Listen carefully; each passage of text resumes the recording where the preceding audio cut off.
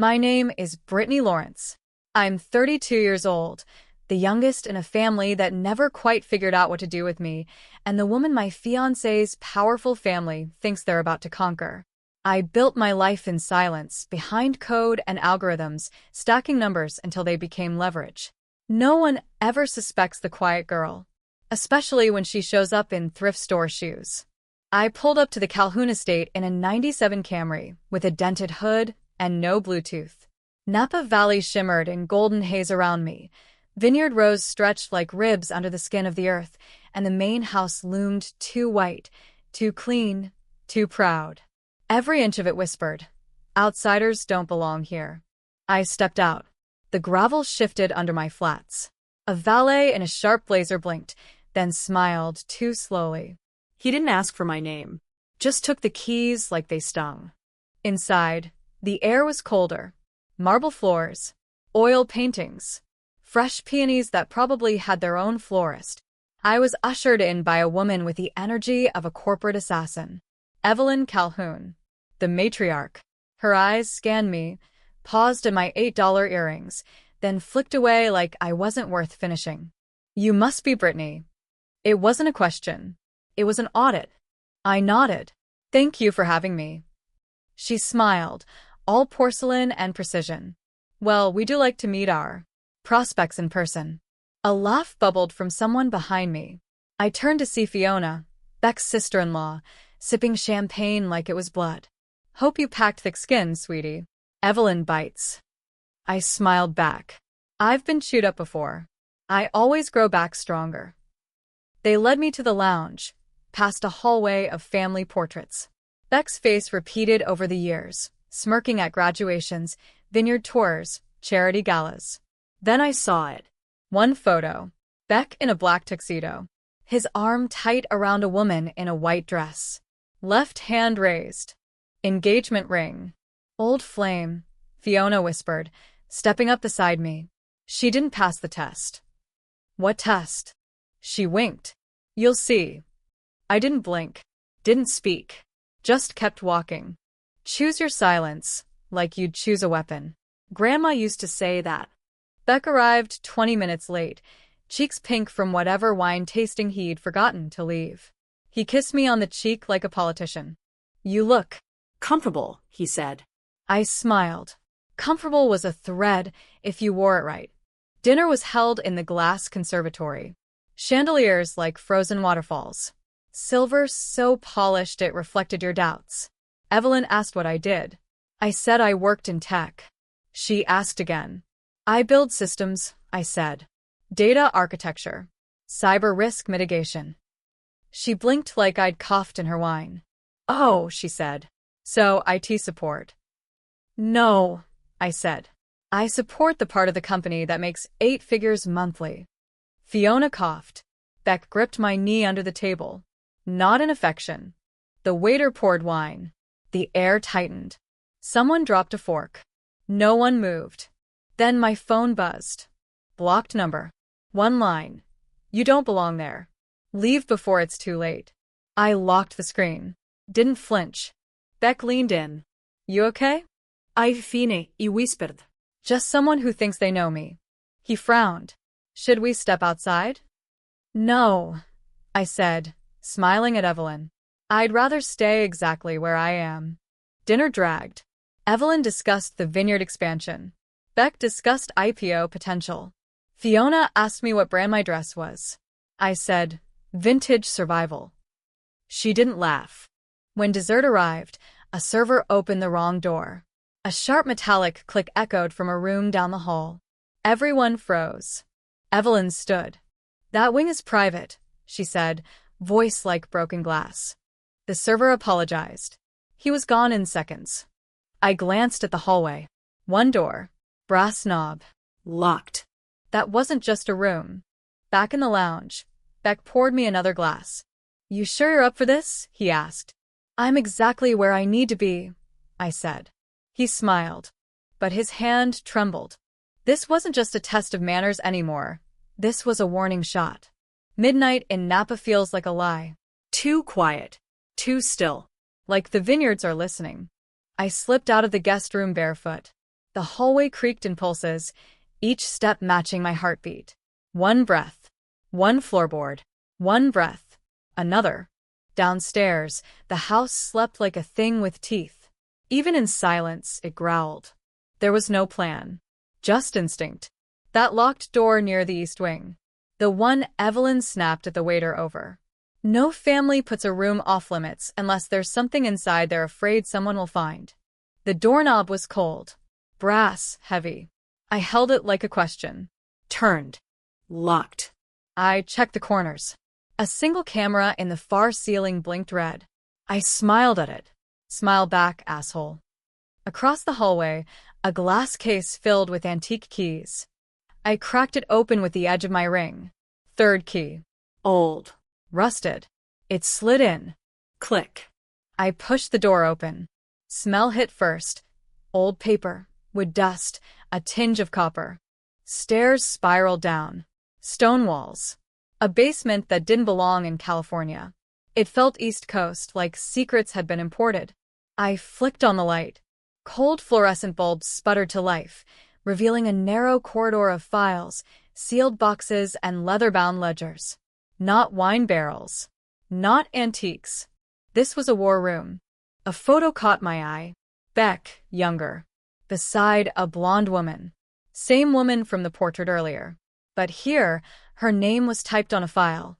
Clarissa Monroe. Married. Deceased.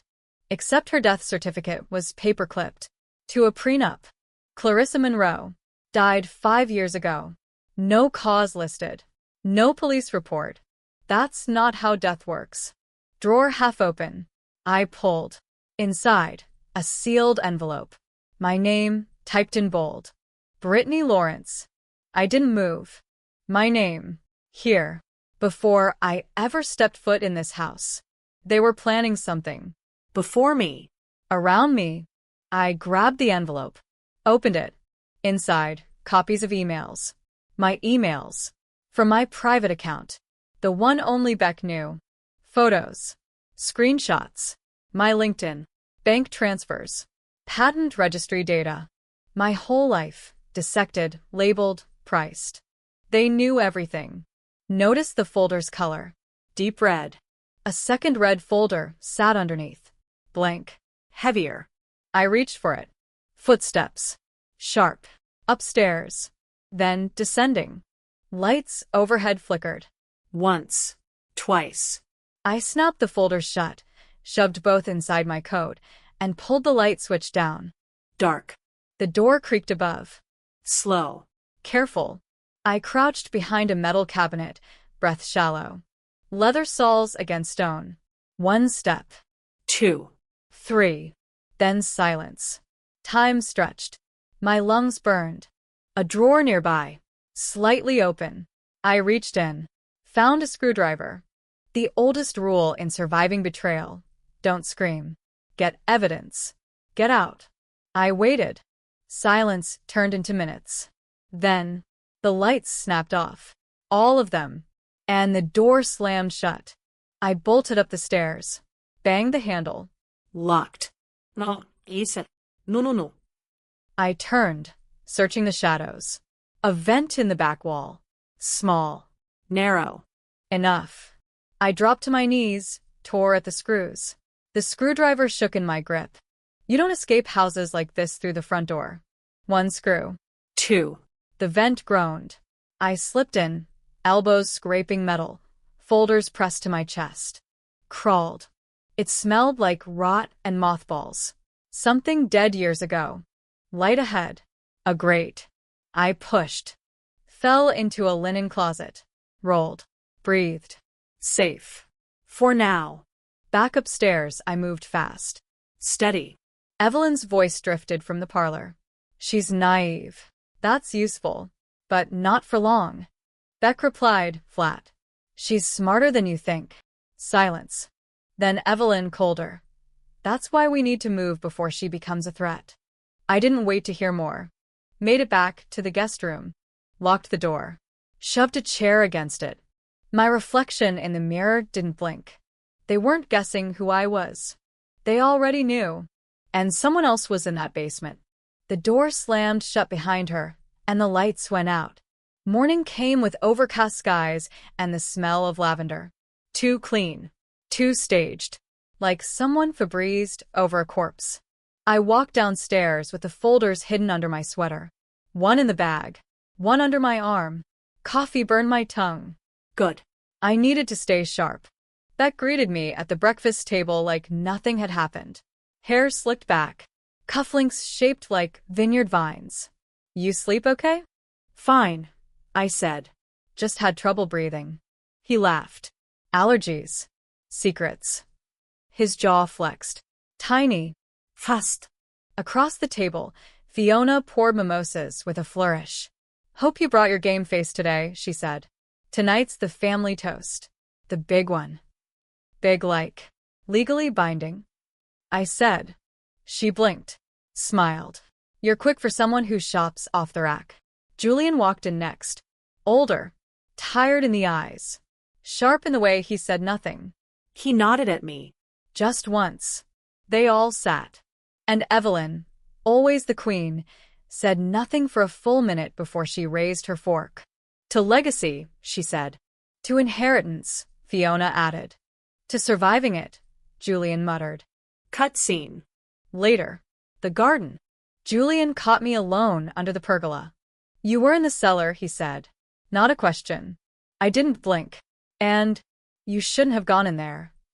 Then you shouldn't have left it unlocked. I didn't. That landed hard. Julian leaned closer. Whatever you found, keep it quiet. If she knows you know. I'm not afraid of Evelyn. You should be. And you damn well better be afraid of Beck. The world tilted. Beck wouldn't. He would. He already did. Clarissa was my wife. Everything went still. My mouth opened. Nothing came out. She died 5 years ago in this house, Julian said. They ruled it accidental. But Evelyn signed the coroner's report. She's not a doctor. My blood ran cold. They told me she drowned. In dry season? We stared at each other. Julian exhaled. You're not the first outsider brought here. You're just the first one who knows how to fight back. I'm not here to fight. Too late for that. He slid a key into my palm. You'll need this. It opens a safe. One Evelyn doesn't know I still have access to. What's inside? The truth. Cut scene. Back in the house, Beck caught me in the hallway. You've been tense, he said. I smiled. So have you. He stepped closer. You went somewhere last night. You're paranoid. I'm protective. No, I said. You're calculating. His hand gripped my wrist. Gentle on the surface. Pressure underneath. Stop digging, he whispered. I leaned in. Then stop burying things. Cut. That evening. Golden hour bleeding across the vineyard. A stage being built in the courtyard. Laughter that didn't reach the eyes. I walked into Evelyn's study. She stood behind the desk, sifting through papers with surgical calm.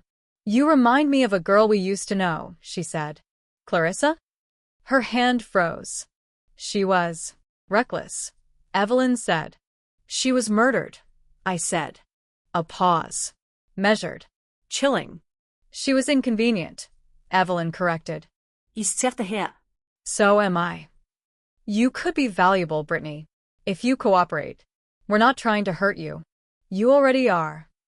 She stepped forward. Marriage is power. But it's also risk. You hold equity. We offer protection. Think carefully. What if I say no? Evelyn smiled. You won't. I turned. She said, softly, like a hymn. Don't mistake kindness for weakness. We built this empire on buried bodies and burned contracts. I walked out. Down the hall. Past the wine cellar. Past the silent portraits. Julian met me near the veranda. Did she say it? He asked. She said enough. He handed me a flash drive. What's this? Clarissa's final will. The one Evelyn destroyed. My heart dropped. And if I can prove this. Beck doesn't get the company. Evelyn loses controlling interest. You become a threat. I pocketed the drive. Julian's voice turned cold. You weren't supposed to find that room. They won't let you leave again. She wasn't just a guest anymore. She was the trap. Dawn cracked open the valley like a wound. I met Julian between rows of Cabernet vines, the fog still clinging low, wetting my ankles. The estate looked harmless in this light, postcard perfect. That's how monsters survive. By pretending to be beautiful. You shouldn't be here, he said without greeting. Neither should you, I said. But here we are. He handed me a burner phone. No contacts. One number saved. If anything happens, he said, you call that. Attorney. Federal. Not local. Who's dying? I asked. Julian hesitated. Then, my father. Weeks, maybe days. Evelyn's rewriting the will as we speak. And Beck. He gets everything if he locks you in. A crow shrieked overhead. Somewhere, an engine turned. Julian leaned closer. They're not after your money. Not exactly. They want your company. Your patents. Control. Marriage is just the cleanest signature. I nodded. Clean enough to pass probate. Exactly. He glanced behind us. We can't stay. We split. Different rows. No goodbyes. I walked back toward the service road, heart ticking too loud. Halfway there, gravel crunched. A black SUV idled at the edge of the vines. Windows tinted. Engine low. I turned. The engine revved. Run. I cut between rows. Vines slapping my arms, breath slicing sharp. The ground dipped. Mud sucked at my shoes. The SUV lurched forward, tires screaming. If you want to know who owns you, watch who tries to stop you from leaving. I vaulted a low fence and hit the road hard. Pain flared. I ran anyway.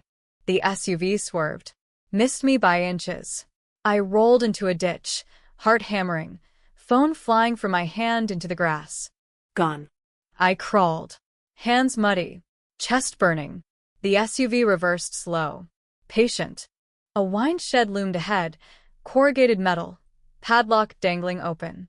I scrambled inside and slammed the door. Dark. Dust. Old oak barrels. I pressed my back to the wall, counting breaths. The SUV cut its engine. Footsteps. Crunch. Pause. A shadow crossed the crack under the door.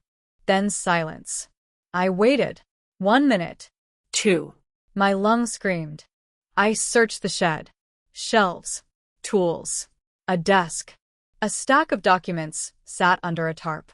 Not wine records. Legal paper. Crisp. New. I flipped through them fast. Prenuptial agreements. Wills. Powers of attorney. All forged. My name appeared again. Not Brittany Lawrence. Clarissa Monroe. My photo. My face. Altered ID numbers. A passport application. Notarized. I froze. Clarissa Monroe. Deceased. A death certificate copy sat clipped to the back. Cause. Accidental fall. But the passport was dated after her death. I swallowed. The truth doesn't disappear. It just waits for the right moment to bleed. Headlights flashed through the cracks. The SUV door slammed. I grabbed the stack and shoved it under my coat. The shed door rattled. I kicked the side window. Glass shattered. I crawled out, slicing my palm, and ran. The road curved. A truck honked. I flagged it down, wild-eyed. Please, I said. I need a ride. The driver looked at the vineyard, then at me. You in trouble? Yes. He opened the door. We pulled away as the SUV burst from the vines. Too late. Cut. Back at the estate, chaos simmered under chandeliers. Preparations for the gala tonight. Caterers. Security. Music tests. Beck found me near the staircase. Where were you? He asked. Walking, I said. You're bleeding. I looked at my hand. Red smeared the marble. Clumsy. His eyes tracked it. Cold. Assessing. You should rest, he said. Tonight's important. For who? For us. I smiled. For you. Cut. In my room, I locked the door and spread the documents across the bed. Clarissa's name everywhere. My face everywhere. I recorded photos, uploaded copies to secure cloud storage. Timestamped, encrypted. Power isn't what you hold. It's what you can prove. A knock. Soft. I slid the papers away and opened the door an inch. Fiona. She leaned in, whispering, "Careful. You're starting to look like her." Like who? Clarissa. She asked too many questions too. Where is she now? Fiona smiled. Buried. Somewhere nice. She left without another word. I sank onto the bed, shaking. My phone buzzed. Unknown number. One text. You can still walk away. I typed back. I already tried. Outside. Engines idled. Doors opened. Closed. I looked at the fake passport again. Clarissa Monroe. My face. Their paperwork ready. They didn't plan to kill me. They planned to erase me. My face. Her name. Their plan. The sky burned orange by the time the guests arrived. Sunset bled across the vineyard like spilled wine. Everything was too perfect, too crisp, like a stage set just before curtains drop. I moved through the crowd in a black cocktail dress with deep pockets, lined with truth. Laughter. Clinking glasses. Beck kissed hands and shook deals. Evelyn floated like a ghost in couture. Fiona whispered poison in passing. Julian was absent. I slipped upstairs. Evelyn's study. Door locked. I used the key Julian gave me. Click. The room hummed with control. Clean desk. Family portraits. Wall safe, slightly ajar. I plugged the flash drive into her laptop. Screen blinked. Transferring. Will documents. Bank transactions. Property deeds under shell names. Evelyn had her hands in 10 countries. And not one clean. I copied everything. Fast. Then something strange. A folder marked CM Final. Clarissa Monroe. I opened it. Photos. Forensics. The police report that never reached the police. Accidental fall, rewritten 3 times. Fingerprints. Tape fragments. Broken wrist. No autopsy signed. Then a scanned confession. Short. Sloppy. I pushed her. She slipped. It wasn't supposed to happen like that. No name. I backed away. Noise. Footsteps. Rushed. I yanked the drive and ran. Down the hall. Boom. An explosion rocked the east wing. Heat hit my back. Screams from below. Glass shattered. Fire. Flames licked up the corridor, greedy and fast. Guests screamed. People scattered. Smoke filled the stairwell. I grabbed a fire extinguisher and kicked open a side hall door. Beck was there, emerging from the smoke like he belonged in it, holding a metal lockbox. He didn't flinch. "We have to get out." "What's in the box?" "Nothing you need." He turned. I followed. Down the back stairs. Out a service exit. Into the courtyard, where sprinklers failed and waiters screamed. Beck ducked behind a delivery truck. Opened the box. Stacks of cash. USBs. Photos. And a gun. He saw me watching. "Don't look at me like that. Like you're a liar? Like I'm the only one." His hands shook. "I didn't mean for this to go this far," he said. "Clarissa didn't mean to die either," I said. He froze. "You knew," he said. "You helped." I was scared. "You were greedy." She was going to ruin everything. She knew what Evelyn was doing. She wanted out. "You helped cover it up." I didn't push her. "Who did?" He looked away. Then at me. "You were never supposed to be here this long," he whispered. "You were the distraction." I stepped back. He raised the gun. I didn't breathe. His finger moved. Bang. Beck staggered. A second shot. Julian stepped from the shadows, arms steady, face pale. Beck dropped. Blood spreading fast. "I warned you," Julian said. I dropped to my knees beside Beck. He was still breathing. Barely. Julian pulled me up. Go. Now.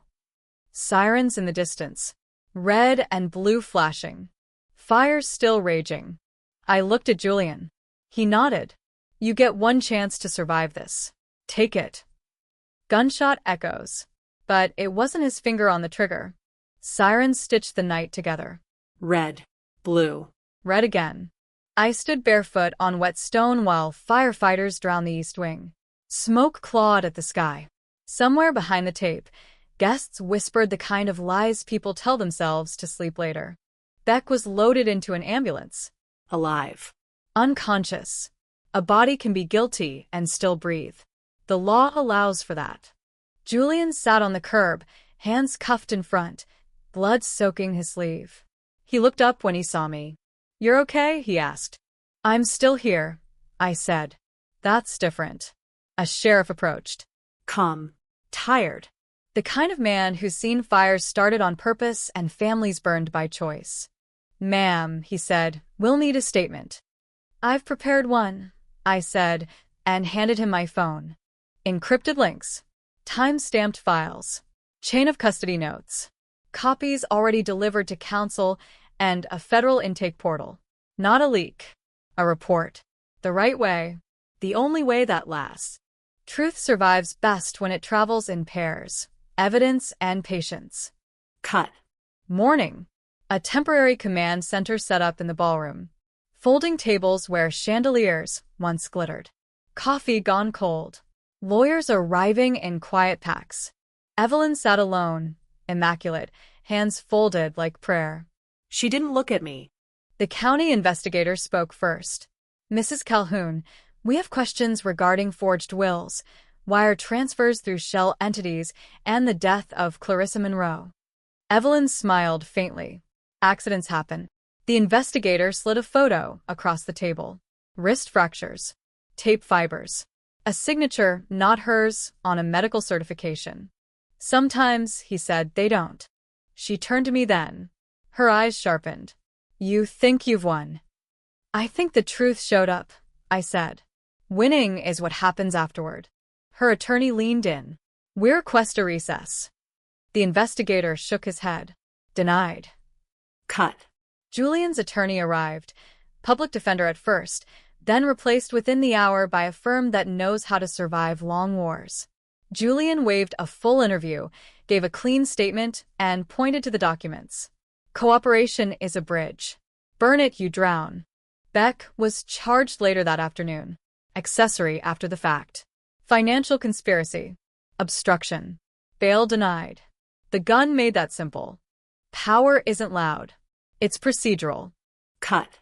The will hearing happened fast because the evidence forced it. Clarissa's final will surfaced, digitally notarized, authenticated, dated before her death. A hidden clause transferring controlling interest upon proof of fraud. The clause Evelyn erased. The clause Julian restored.